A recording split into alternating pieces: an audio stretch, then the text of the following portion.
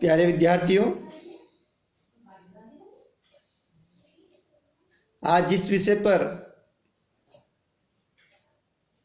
हम चर्चा करने जा रहे हैं वो है प्रधानमंत्री का कार्यालय, ऑफिस ऑफ प्राइम मिनिस्टर।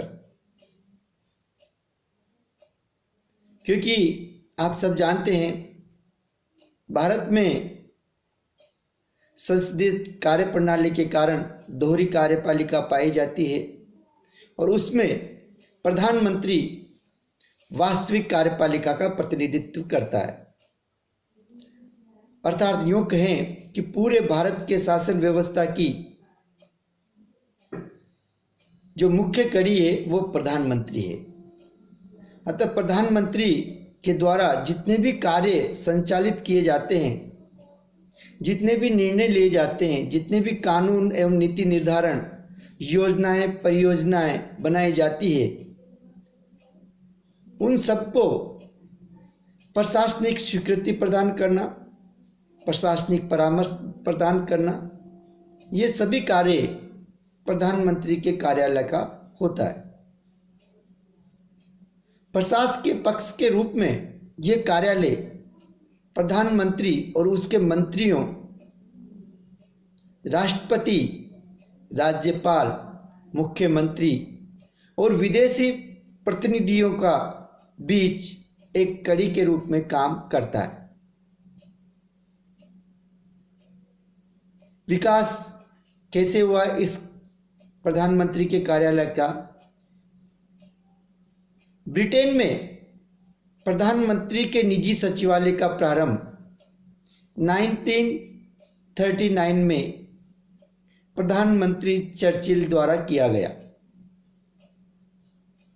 15 अगस्त 1947 को भारत में प्रधानमंत्री के कार्यालय की स्थापना की गई। जब भारत स्वतंत्र हुआ 15 अगस्त 1947 को, तो भारत में प्रधानमंत्री के कार्यालय की स्थापना की गई। स्वतंत्रता से पूर्व इन कार्यों का संपादन गवर्नर जनरल के व्यक्तिगत सचिव द्वारा किया जाता था। आज यह अवधारणा इस रूप में यह एक असाधारण रूप से शक्तिशाली संगठन है जिसमें अनेक विशेषज्ञ कार्य करते हैं। प्रधानमंत्री नेहरू के कार्यकाल में यह वर्तमान की तुलना में बहुत छोटा था, किंतु इंदिरा गांधी के शासनकाल में इसने निर्णायक भूमिका प्राप्त कर ली। तथापि 1977 के पश्चात इसका महत्व निरंतर कम होता जा रहा है और मंत्रिमंडल सचिवालय को अधिक शक्तियां, अधिक पावर, अधिक भूमिका का निर्वहन करना पड़ता है। इसका संगठन में जो प्रमुख होता है इस सचिवालय का, प्रधानमंत्री के कार्यालय का, वो है प्रिंसिपल सचिव, जो इस संपूर्ण कार्यालय का संचालन और प्रशासकीय दायित्वों का निर्वहन करते हैं। इसके जस्ट नीचे काम करते हैं सेक्रेटरी और उनके नीचे होते हैं एडिशनल सेक्रेटरी और उसके नीचे हैं ऑफिसर ऑन स्पेशल ड्यूटी। इसमें 4 प्रकार के निदेशक होते हैं और हर निदेशक के अंडर में डिप्टी सेक्रेटरी काम करते हैं। प्रधानमंत्री मोरारजी देसाई सरकार के ने जून 1977 में इस सचिवालय का नाम बदलकर प्रधानमंत्री का कार्यालय रख दिया। 6 दिसंबर 1992 को अयोध्या कांड होने के बाद, आप अयोध्या कांड से सब परिचित हैं, बाबरी मस्जिद गिराई गई थी दिसंबर 1992 में। उस अयोध्या कांड के पश्चात इस मामले पर कड़ी नजर रखने के लिए अयोध्या प्रकोष्ठ का गठन किया गया और इस प्रकार से प्रधानमंत्री के कार्यालय की भूमिका महत्वपूर्ण मानी जाती है। लेकिन वास्तविकता यह है कि वर्तमान में मंत्रिमंडल सचिवालय की भूमिका अधिक महत्वपूर्ण होती जा रही है।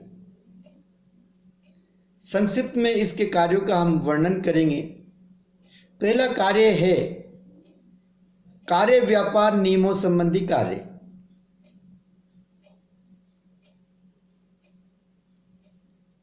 प्रधानमंत्री का कार्यालय व्यापार विदेशों से हो या आंतरिक व्यापार, इन संबंध में नियमों का निर्माण करना, प्रशासनिक अनुमति प्रदान करना इत्यादि कार्य प्रधानमंत्री के कार्यालय द्वारा किए जाते हैं। सेकंड है प्रधानमंत्री के समस्त उत्तरदायित्वों को पूर्ण करने में सहायता प्रदान करना। आप सबको विदित है कि प्रधानमंत्री पूरे देश का प्रतिनिधित्व करता है, पूरे देश का नेता है और सारी शक्तियां प्रधानमंत्री में निहित होती है। उसके कार्यों की अपार लिस्ट हो सकती है जिसको शायद लिखितबद्ध भी नहीं किया जा सकता। उन समस्त कार्यों को पूर्ण करने में सहयोग प्रदान करने का कार्य प्रधानमंत्री कार्यालय का होता है, जो प्रशासकीय अनुमति, सहयोग, परामर्श इत्यादि का कार्य करके प्रधानमंत्री की एवं उसकी सरकार मंत्रिमंडल की सहायता करता है। थर्ड इंपॉर्टेंट कार्य है योजना कार्यों में सहायता करना। भारत में जितनी भी योजनाएं, विकास योजनाएं, कल्याणकारी योजनाएं, वह अन्य योजनाओं, चाहे वो नियामकीय हो या विकासात्मक, इन सब की भूमिका तैयार करना, रूपरेखा तैयार करना, प्रशासनिक स्वीकृति प्रदान करना, इनका मूल्यांकन, पर्यवेक्षण, बजट निर्धारण करना, ये सारे कार्य प्रधानमंत्री के कार्यालय का होता है। नेक्स्ट है जनसंपर्क संबंधी कार्य। विभिन्न मंत्रालयों, विभिन्न मंत्रियों, विभिन्न विभागों एवं प्रभागों में क्षेत्रीय सरकारों तथा विदेशों से जनसंपर्क बनाए रखना, यह एक मुख्य भूमिका का निर्वहन प्रधानमंत्री के सचिवालय द्वारा किया जाता है। नेक्स्ट है बाढ़, अकाल आदि संकट में सहायता करना। देश में कभी ऐसी स्थिति आ जाती है कि अचानक कोई बाढ़ आ जाए, देश पे विपदा आ जाए, अकाल की स्थिति आ जाए, कोई महामारी आ जाए, इन सबके निदान में, इन सबको समस्याओं को दूर करने में प्रधानमंत्री के कार्यालय की अहम भूमिका होती है और ये वहाँ से सारी नीतियों का, प्रशासकीय स्वीकृतियों को अंजाम देता है। इसके अलावा विभिन्न कार्य हैं प्रधानमंत्री के, पूरे राष्ट्र की नीतियों का, विकास योजनाओं का, सांख्यिकी का, जनसंपर्क का, इन सबका कोऑर्डिनेट करना, विदेशों से संबंध स्थापित करना, आंतरिक व्यवस्थाओं को दुरुस्त करना और प्रधानमंत्री के जितने भी कार्य हैं उन सबका समन्वय, निर्देशन, पर्यवेक्षण एवं परामर्शदात्री संबंधी कार्यों को अंजाम देता है।